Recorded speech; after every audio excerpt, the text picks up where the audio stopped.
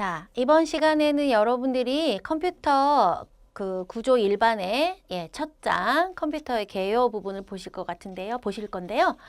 컴퓨터 정의하는 부분은 뭐 실제로 시험 문제에 나오기는 어렵죠. 네, 그냥 자료를 입력해서 뭐가 나오는 거죠? 정보가 나오게 하기 위한 게 컴퓨터인데 기본적으로 하드웨어와 소프트웨어로 이루어져 있는 게 컴퓨터다 라고 생각하시고 이 부분 한번 읽어보시고 넘어가시면 될 것 같아요. 네, 컴퓨터의 시스템 구성 요소를 보시면 기본적으로 하드웨어와 소프트웨어로 구성되죠. 네, 하드웨어는 만질 수 있고 볼 수 있고 이런 실제로 딱딱하다 하는 그 하드웨어죠. 그러니까 볼 수 있는 거예요. 어떤 논리적인 개념에서 만들어져 있는 것은 어떤 절차나 명령어들의 논리에 의해서 만들어진 건 소프트웨어라고 보죠. 그 중간자 역할을 하는 것을 펌웨어라고 해요. 하드웨어적인 입장을 가지고 있는 소프트웨어. 그러니까 소프트웨어의 일종인데 하드웨어에 좀 더 가깝게 하드웨어 입장을 가지고 있는 아이다 해서 펌웨어라고 많이 하거든요. 네, 그래서 하드웨어는 중앙 처리 장치, 네, 주변 장치로 분류할 수 있겠죠. 중앙 처리 장치는요. 제어 장치, 연산 장치, 기억 장치. 네, 이 기억 장치라는 말 때문에 가끔 주기억 장치를 기억 장치에 포함을 시켜요. 그러니까 중앙 처리 장치에 포함을 시켜요. 좋은 방법이 아닙니다. 중앙 처리 장치는 네. 기억 장치가 따로 있어요. 레지스터라는 아이가 따로 있습니다. 그래서 레지스터라는 아이는 임시적인 기억 장치고요. 만들어져 있는 그 기억할 수 있는 내용이고 이 속도가 가장 빠른 아이예요. 그런 아이가 여러 개 모여져 있고요. 상황에 따라서 해당되는 레지스터를 갖다 쓰는 겁니다. 그래서 레지스터라는 것이 기억 장치고 중앙 처리 장치에 들어가 있진 않다. 물론 중앙 처리 장치가 가깝게 사용하는 기억 장치가 있어요. 그게 주기억 장치예요. 그렇지만 중앙 처리 장치에 가까이 있는 거지 중앙 처리 장치는 아닙니다. 자, 주변 장치에 주기억 장치, 보조기억 장치, 입출력 장치가 있죠. 그렇죠? 예, 주기억 장치는 CPU가 처리하기 위해서 보조기억 장치에서 데이터를 꺼내다가 주기억 장치에 담아요. 그럼 주기억 장치에서 꺼내서 어떻게 해요? 데이터를 읽어가면서 처리하고 저장하고 하는 거예요. 우리가 컴퓨터를 사용하면 화면에 나오는 내용들이 주기억 장치에 들어가 있다 보시면 돼요. 네, 그리고 보조기억 장치. 보조기억 장치는 어떻게 하는 거죠? 주기억 장치에 들어가 있는 내용이 컴퓨터가 꺼지면 날아가는 그죠? 휘발성이에요. 그래서 그것들을 보관해 두기 위해서 따로 저장해 두는 저속의 기억 장치죠. 보조기억 장치로 많이 쓰이고 있는 것들이 예전에는 자기 테이프라고 해서 테이프에 순차적으로 저장할 수 있는 거 저장해 놨습니다. 자기 디스크, 우리 쓰고 있는 자기 디스크가 하드디스크죠. 네, 또 SSD 같은 고속의 기억장치 있죠. 플래시 메모리, 네, 광디스크 뭐 이런 것들이 있습니다. 자, 입력장치는 데이터를 집어넣는 거예요. 입력장치 입장에서는 컴퓨터 내부에 데이터를 집어넣는 거예요. 여기서 들어가는 건 주기억장치에 들어가요. 주기억장치 들어가 있다가 중앙처리장치로 가는 겁니다. 네, 그래서 뭐 키보드, 마우스, 트랙볼 여러분들이 하실 수 있는 내용들이 쭉 있어요. 그 다음에 시험을 볼 때 쓰는 OMR 카드, 그죠? OMR 카드 리더기, 입력장치죠. 그 다음에 문자 판독기 이런 것들도 그렇고요. 최근에 스마트폰, 펜 같은 걸로 쓸 수 있죠. 그것도 입력장치라고 볼 수 있죠. 네, 출력장치는 사용자가 이해할 수 있도록 데이터를 보여주는 장치예요. 그러니까 사용자가 데이터를 볼 수 있게 하면 그건 출력장치가 돼요. 자, 여기서 우리가 데이터를 주기억장치에 있다가 이걸 저장을 했어요. 저장을 하는 이 순간에 보조기억장치를 뭐라고도 볼 수 있죠? 출력장치라고도 볼 수 있어요. 출력이 돼서 사용자가 볼 수도 있으니까. 네, 이렇게 되게 할 수 있습니다. 네, 그러니까 가끔 문제에서 함정을 판다고 해서 그렇게 낼 수도 있으니 참고하셔요. 예, 소프트웨어는 시스템 소프트웨어와 응용 소프트웨어로 나눠집니다. 그렇죠? 시스템 소프트웨어는 자, 응용 소프트웨어를 실행하기 위해서 플랫폼을 제공하는 거예요. 그러니까 어떤 작업을 하기 위해서 우리가 보통 사용하는 워드 프로세서 같은 거, PPT 같은 거 이런 거 작업하기 위해서 바탕이 되는 운동장이 되는 아이, 그것을 우리가 시스템 소프트웨어라고 해요. 자, 그런데 이런 아이들이 어떤 아이들이 있냐? 잘 아셔야 돼요. 언어 번역 프로그램, 라이브러리, 링커, 로더 이런 아이들이 시스템 소프트웨어예요. 그래서 언어 번역 프로그램은 어떤 거다? 프로그램에 의해서 자, 사용자, 그러니까 개발자가, 프로그래머가 프로그램을 막 짰어요. 그러면 그 프로그램이 컴퓨터로 번역돼야 돼요. 컴퓨터 언어로. 왜냐하면 여러분들 예를 들어서 이렇게 뭐 int A 이렇게 해놓으면 이거는 사람이 쓰는 언어예요. 그래서 요거는 뭐예요? 정수, 이거는 A라는 문자 이렇게 한단 말이에요. 그러니까 이거는 사람이 보면 사람끼리 얘기해서 이해할 수 있어요. INT, A라는 글자는 사람이 보는 문자잖아요. 그죠? 요렇게 만들어진 프로그래밍 언어를 자, 컴퓨터가 이해하는 명령어로 바꿔줘야 돼요. 그걸 기계어라고 하죠. 그 기계어로 바꿔주기 위해서 번역하는 과정. 그 과정을 하는 아이가 언어 번역 프로그램이에요. 그래서 무슨 컴파일러라든가 인터프리터라든가 어셈블러라든가 이런 것들이 있죠. 뒷부분에 가서 또 공부할 거니까 참고하시고, 라이브러리, 컴퓨터 프로그래머가 프로그램을 작성할 때 자주 사용하는 게 있어요. 예를 들어서 파이썬이라는 언어에서는 뭐 내가 프린터를 하기 위해서 그 라이브러리 프린터 하기 위한 라이브러리를 갖다 추가하면 프린터 기능이 생긴다든가, C 언어도 마찬가지고요. 그래서 추가하면 그 해당되는 기능을 가지고 있는 라이브러리를 추가하기만 하면 그 기능들을 쓸 수 있어요. 그래서 자주 사용되는 기능들을 따로 만들어 놨다가 저장해 놓고 가져다 쓰는 것을 라이브러리라고 한다 하시면 되겠고요. 링커는 이 프로그램을 기계어로 변경을 했어요. 그러면 부분 나눠서 변경을 하거든요. 실제로. 그러면 그거를 나중에 합쳐줘요. 실제로 메모리에 집어넣어서 합쳐줘요. 순서대로 합쳐줘야 되잖아요. 그걸 링커라고 해주고요. 요것을 실제로 메모리에 집어넣는 거 로더, 읽어드리는 거 적재기라고도 하죠. 로더라고 합니다. 자, 응용 소프트웨어는 우리가 어떤 작업을 하기 위해서 사용자가 컴퓨터를 이용을 해서 자기가 필요한 업무나 또는 공부나 또는 뭐 일을 하기 위해서, 그죠? 또는 놀기 위해서, 음악을 만들기 위해서 사용하는 모든 프로그램들이 응용 소프트웨어예요. 그죠? 운영체제의 위에 깔려서 사용되는 언어예요. 프로그램이에요. 자, 운영체제라고 하는 것들이 윈도우, 그죠? 윈도우즈, 리눅스, 맥켄토시, 맥 이런 것들, 맥 OS 이런 것들이죠. 그런 것들 위에 설치되는 프로그램이고요. 워드 프로세스, 스프레드시트, 프레젠테이션 프로그램, 데이터베이스 관리 프로그램, 그래픽 프로그램, 통신 프로그램 이런 것들이 있죠. 그리고 우리가 이렇게 공부할 때 사용하는 웹브라우저, 그 웹브라우저에서 사용하는 뭐 여러 가지 프로그램 이런 것도 다 응용 프로그램이라고 보시면 돼요. 그래서 운영체제의 성능이 좋으면 응용 소프트웨어가 운영체제의 성능이 좋으면 응용 소프트웨어 사용하는 게 훨씬 편해져요. 우리 컴퓨터 너무 느려 막 이럴 때 어떻게 하죠? 너무 느려서 못 쓰겠어 이럴 때 어떻게 해요? 운영체제 때문인가? 컴퓨터 때문인가? 운영체제만 바꿔도 빨라지는 경우 있거든요. 그래서 아니면 어째요? 저 같은 경우 그냥 폼에서 확 해버려요. 그러면 좀 빨라지죠. 그런 경우도 있어요. 그러면 그런 운영체제가 빨라지는 속도를 더 알아보기 한번 잠깐 보실까요? 처리 능력 향상. 성능 평가 요인으로 단위 시간 내에 처리할 수 있는 작업의 양을 얘기하고요. 응답 시간 단축.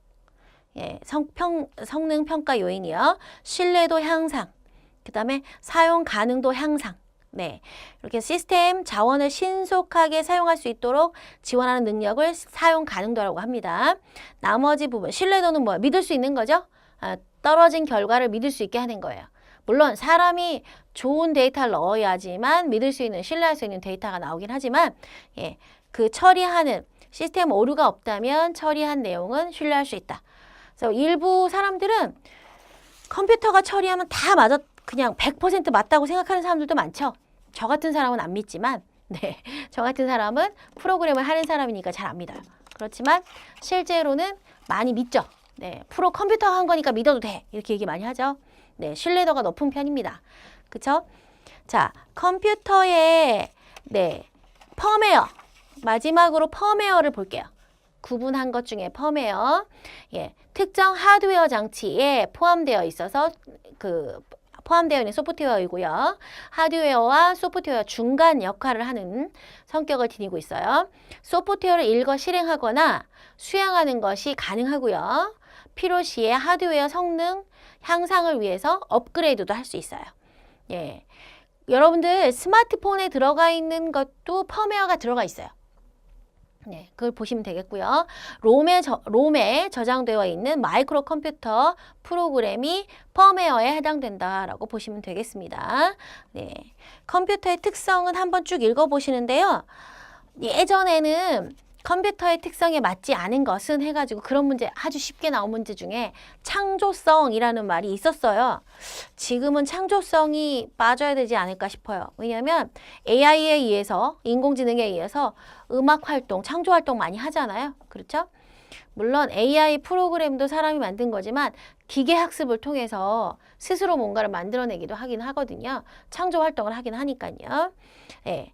컴퓨터 특징은 다 한 번씩 읽어보시면 어려운 내용은 없으니까 읽어보시도록 하고요.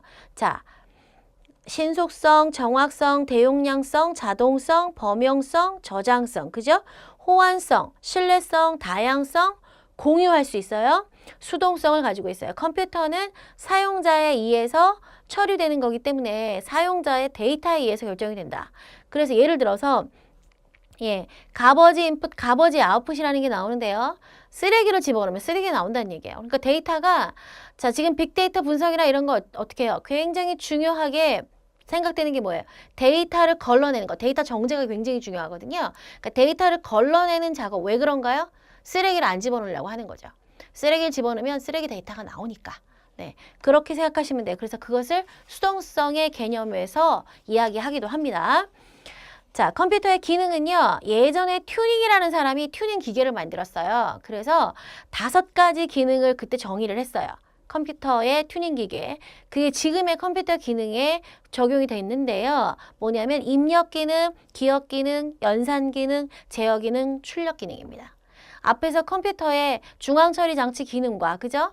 그 다음에 주기억 장치 기능과 입출력 기능, 그 장치들에 대한 기능이 들어가 있죠. 네, 그 컴퓨터라고 하는 것은 기본적으로 이 5가지 기능을 지켜야 된다라고 보시면 되고요. 당연히 컴퓨터 내부로 데이터를 들어가게 하는 것은 입력 기능, 밖으로 내보내는 것은 출력 기능, 컴퓨터 내부에 내부 CPU 안에 저장되거나 또는 주기억 장치에 저장되게 하는 것은 기억 기능. 그렇죠? 보조기억 장치 저장되는 것도 기억 기능. 그죠? 그 다음에 이런 모든 장치들을 제어하고 명령을 통제하고 번역하는 역할을 하는 아이가 있어요. 제어 장치. 그런 것을 제어 기능이라고 합니다. 제어 기능을 가지고 있죠. 컴퓨터 단위 보시면 CPU 처리 속도 단위 있는데요. 밉스, 플롭스, 그 다음에 클럭 속도. 자, 밉스는요. 초당 초당 실행 가능한 명령어 수가 몇 개? 100만 단위예요. 100만 단위, 10의 6승, 그죠? 100만 단위로 표시한 것을 밉스라고 표현해요. 자, 플롭스는요. 부동소수점 처리 방법이에요. 부동소수점 처리 방법이고요. 초당 부동소수점의 처리량이 어떻게 되느냐 표현할 때 플롭스라고 합니다. 그래서 중요한 건 부동소수점이에요. 부동소수점. 클럭 속도는요. CPU가 우리 예를 들어서 CPU 코어가 몇 기가헤르츠냐, 몇 헤르츠냐 이런 거 물어보잖아요. 얘기하잖아요. 그죠? 예. 그게 클럭 속도를 얘기하는 거고요. CPU가 초당 발생시키는 주파수 사이클을 얘기해요. 주파수 사이클을 얘기합니다. 네. 그래서 CPU 속도를 표현하는 단위로 기가헤르츠 를 사용을 하고요. 헤르츠, 예, 헤르츠, 뭐 코어 i3였나요? 예전에 i3 같은 경우 3.3GHz. 뭐 아직도 쓰는 사람들도 많죠? 네, 그 다음에 코어 i5 3.4GHz 이런 식으로 표현 많이 하죠. 네, 컴퓨터 단위 부분은요. 시험 문제 내는 사람 되게 쉬워요. 그렇죠? 그런데 암기가 안 돼 있으면 시험 문제 푸는 사람은 좀 어렵죠. 네, 이렇게 이거를 사실 문제로 내면 고맙죠. 암기가 되어 있으니까. 그죠? 암기를 해 놓으시고요. 기본적으로 실제로 컴퓨터에서 사용되는 용량은 실제 용량은 이진 용량이에요. 그런데 이제 사람들이 쓰다 보니 이진수로 하지 않고 십진수 형태로 표현을 많이 하죠. 그래서 제가 표에는 이진 용량과 십진 용량을 표현을 해놨어요. 그래서 바이트부터 요타 바이트까지 표현을 했고요. 십진수는 2에 10승, 20승 이렇게 단위로 10 단위로 증가합니다. 근데 여러분들 그 10의 십진 용량을 보시면 3씩 증가하죠. 10에 13, 10에 15 이런 식으로 그거 참고하셔서 순서를 기억하고 계시면 되겠죠. 순서를. 그 다음에 처리 속도 단위는요. 마이크로 세컨드에서 아토 세컨드까지 저는 표현을 해놨습니다. 그래서 처리 속도에 그 빠르고 느린 거, 그죠? 그 다음에 용량이 큰 거, 작은 거 요거를 정확하게 기억하셔서 밑에 더보기에 나와 있는 것처럼 기억하시면 되겠습니다. 칩에 포함되는 게이트의 집적도를 한번 볼게요. 우리가 CPU라는 반도체에 있어요. 반도체, CPU 말고도 여러 가지 반도체들이 있죠. 그 반도체에 데이터가 저장되기 위한 그 반도체가 그 외에 선이, 그 안에 들어가 있는 선이 몇 개 들어가 있냐. 네, 그것을 우리가 집적도라고 해요. 조그만 박스 안에 얼마나 많은 것들이 들어가 있느냐. 네, 그것을 집적도라고 합니다. 네, 집적도라고 해요. 그래서 1개에서 10개 정도 들어가 있으면 SSL이고요. 그 다음에 ULS는 굉장히 많죠. 네, 굉장히 많아요. 울트라예요, 울트라. 그래서 최근에 칩의 개수가 더 이상 이 안에 들어가 있는 집적도가 없으니까 칩의 개수를 늘리고 있죠. 네, 쿼드 이러면서 뭐 듀얼, 쿼드 이러면서 개수를 늘리고 있잖아요. 그러니까 이게 이제 한계가 왔죠. 왜냐하면 서로 이렇게 생각하시면 돼요. 이런 안에 여기다 선이 이렇게 막 들어가 있는 거라고 생각하시면 돼요.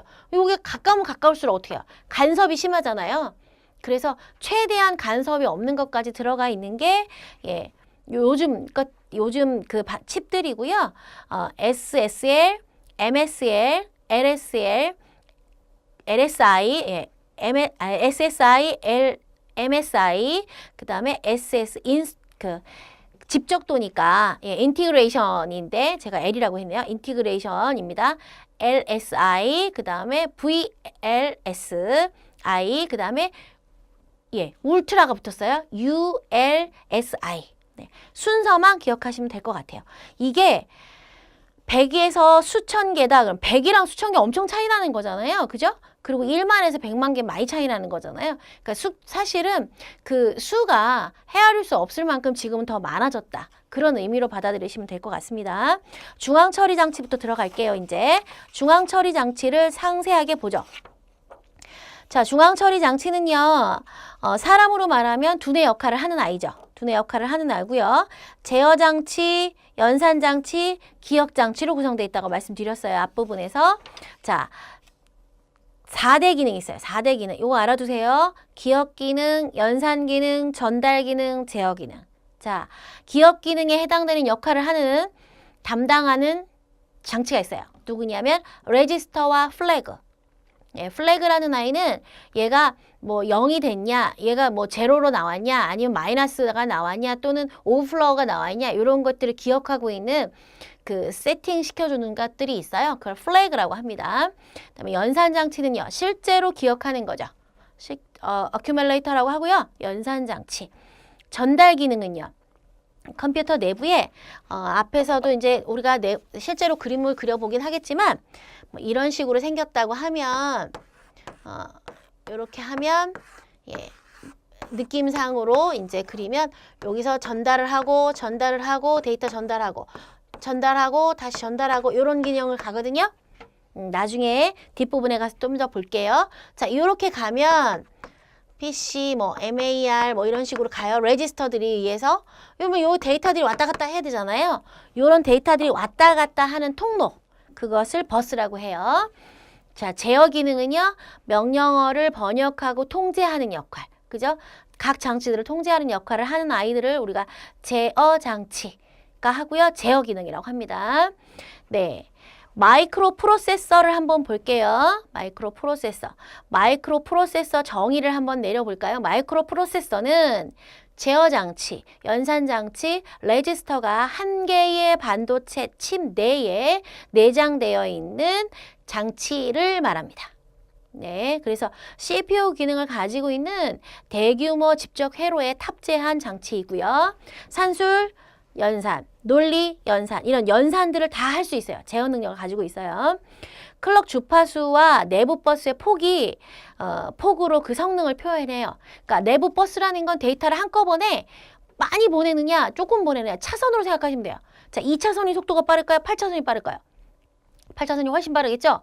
그러니까 그 데이터 버스가 넓어지면 넓어질수록 어떻게 돼요? 속도가 빨라지는 거죠. 그러니까 성능이 높아지는 거예요. 클럭 펄스는요, 처리할 수 있는 이 주파수에 따라서, 이 클럭 펄스에 따라서 요거 떨어지는 거냐 올라가는 거에 따라서 데이터가 저장하거나 빼거나 이런 작업들을 하거든요. 이게 많으면 많을수록 어떻게 되는 거예요? 일을 많이 하는 거죠.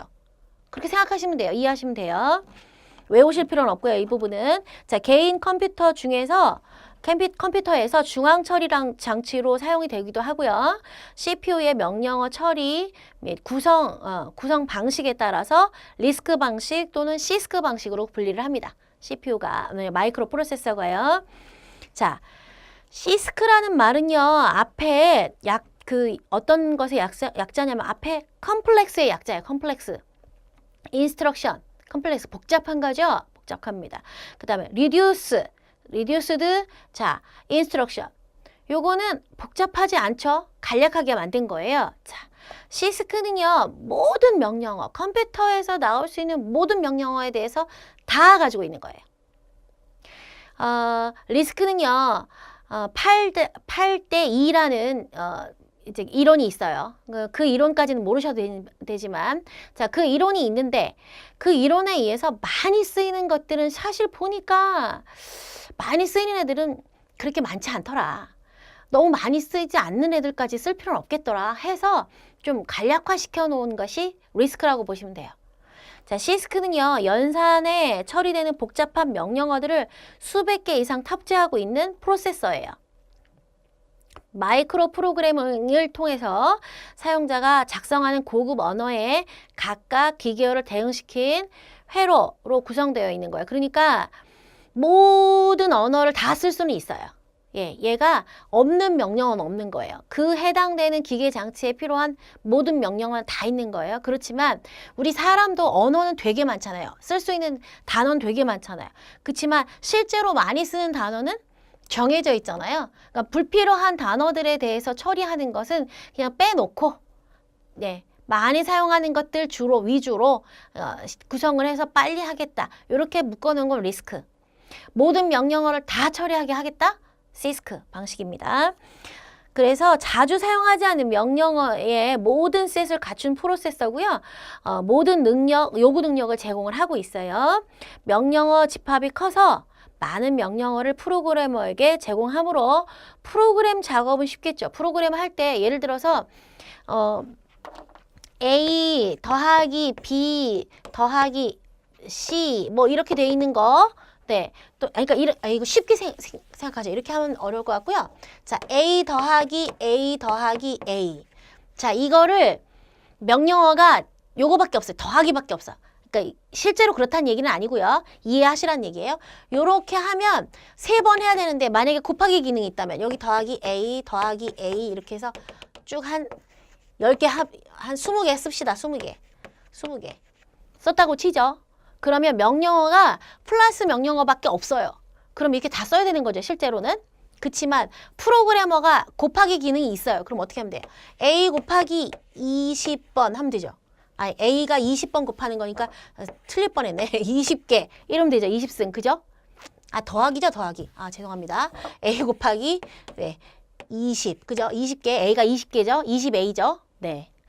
그렇죠? 네. 여기가 곱하기였으면 또 달라지는 거죠. 누승이 없어. 그러면 20승 이렇게 하는 거죠. 그러니까 명령어가 많으면 프로그래머는 어때요? 쉽죠? 내가 필요로 한 명령어만 갖다 쓰면 돼요.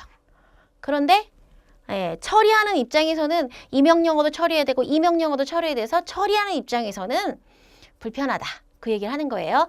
자, 리스크는 컴퓨터의 실행 속도를 높이기 위해서 복잡한 처리를 소프트웨어 맡기고 명령어 세트를 축소한 방식이에요. 네, 그래서 복잡한 연산을 수행하려면 리스크가 제공하는 명령어를 반복 수행. 아까 더하기만 했으면 더하기를 반복해야 되는 거죠. 곱하기만 딱 하면 되는데, 그죠?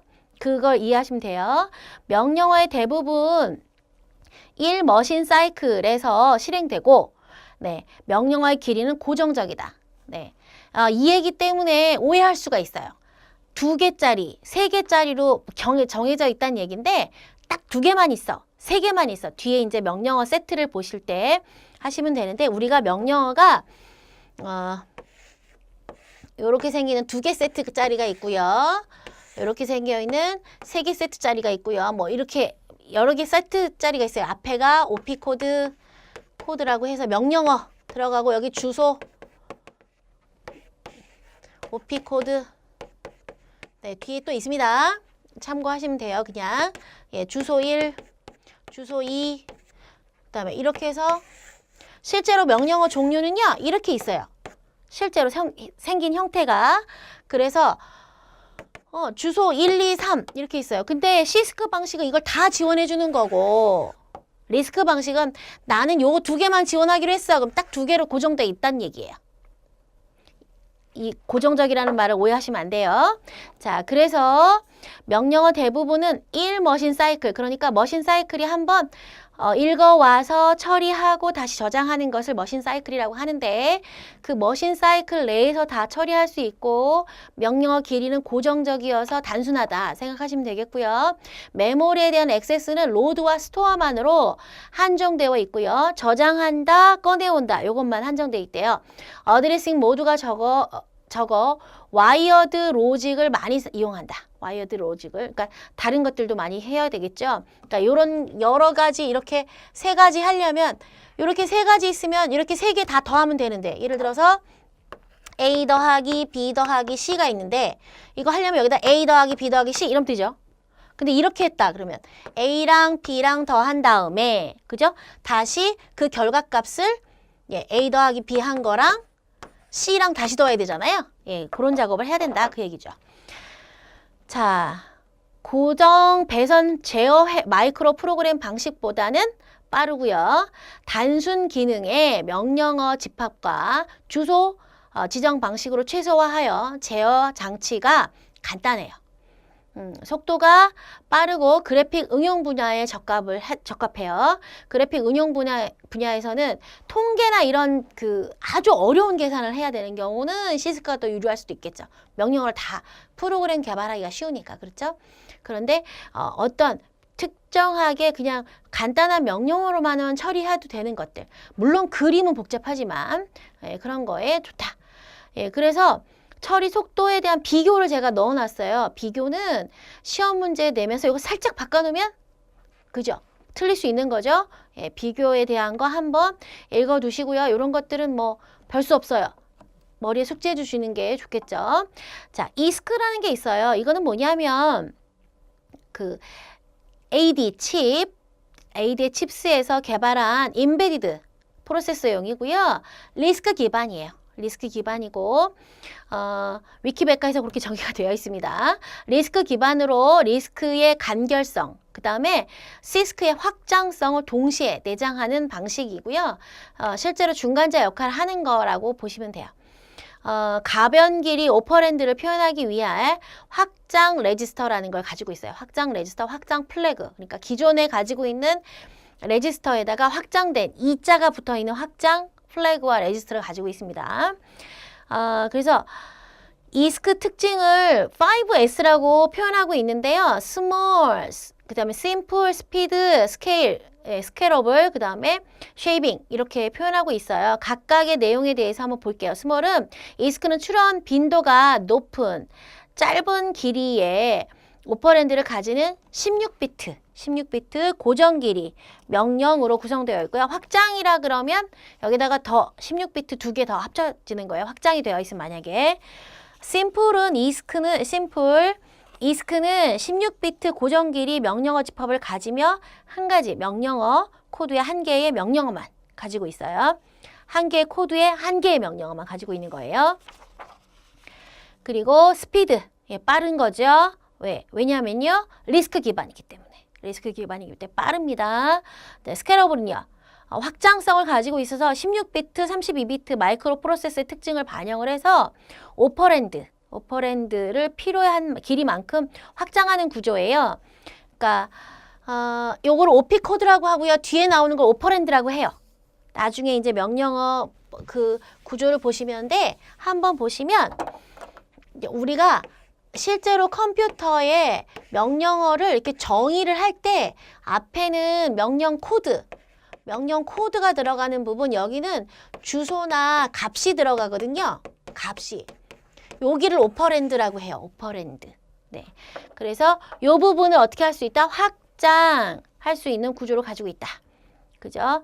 쉐이빙은 전력 소모를 낮추기 위해서 첫째로 하드웨어 구조가 간단하고 둘째로 데이터 버스 트래픽을 낮춰줘야 된다. 데이터 버스는 데이터가 왔다 갔다 하는 통로예요.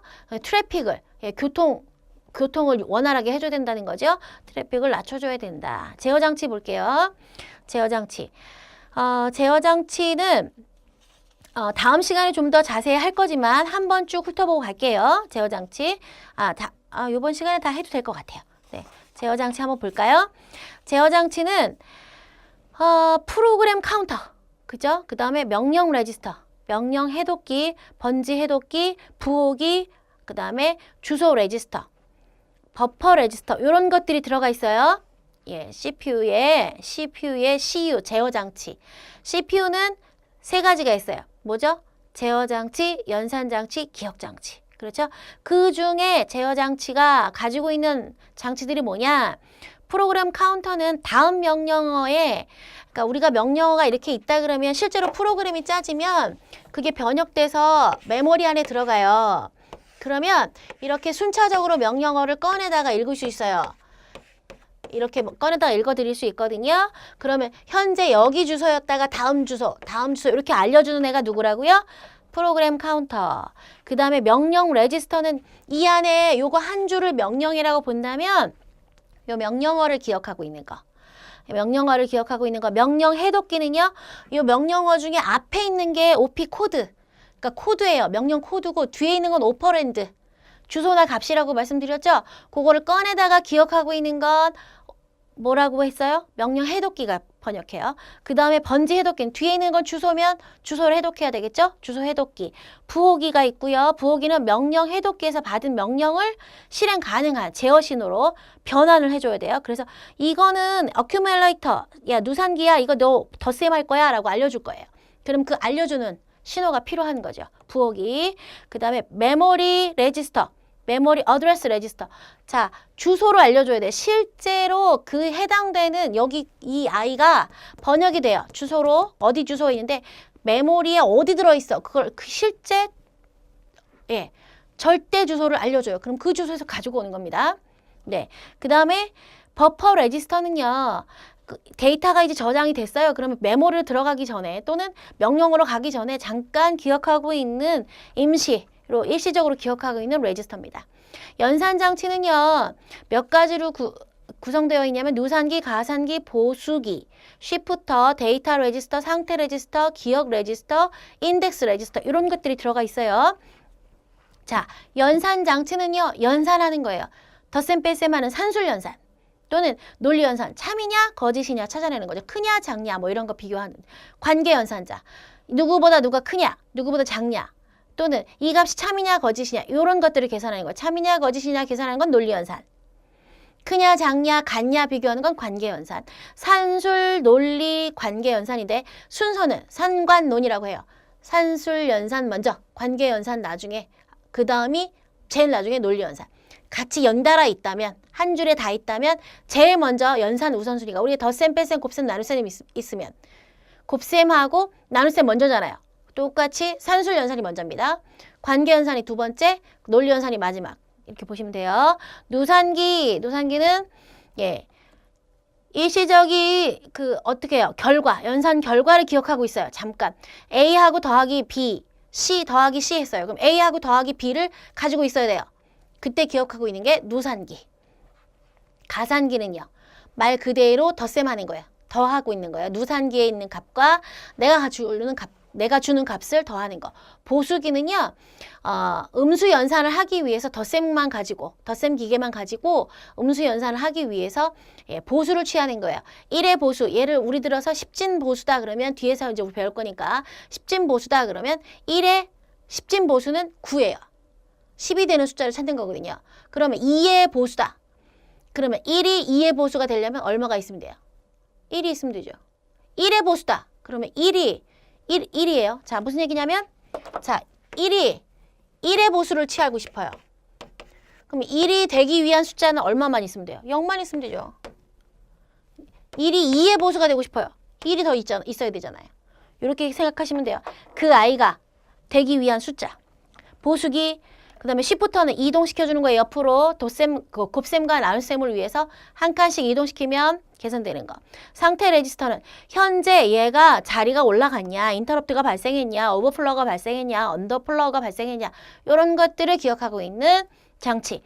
인덱스 레지스터는 주소를 기억하고 변경하고 사용하는 레지스터고요. 기억 레지스터는 잠깐 기억하고 있는 거죠. 데이터를 기억하고 있는 겁니다. 레지스터란 라인은 앞에서 설명드렸어요. 굉장히 빠른 기억 장치이고요. 임시로 기억하고 있어요. 임시로 기억하고 있습니다. 네, 기존의 데이터가 사라지고요. 만약에 새로운 데이터가 들어오면 기존 데이터가 더 없어지고 그 위에 덮어 씌워지는 겁니다. 연산 속도는요. CPU에 붙어있는 아이예요. 그래서 CPU랑 속도가 같아요. 같다고 보시면 돼요. 그래서 기억 장치 중에 제일 빠른 아이다 라고 기억하시면 되겠습니다. 이렇게 해서 여러분들 앞부분의 컴퓨터 일반적인 내용 기본 1단원은 마치도록 하겠습니다.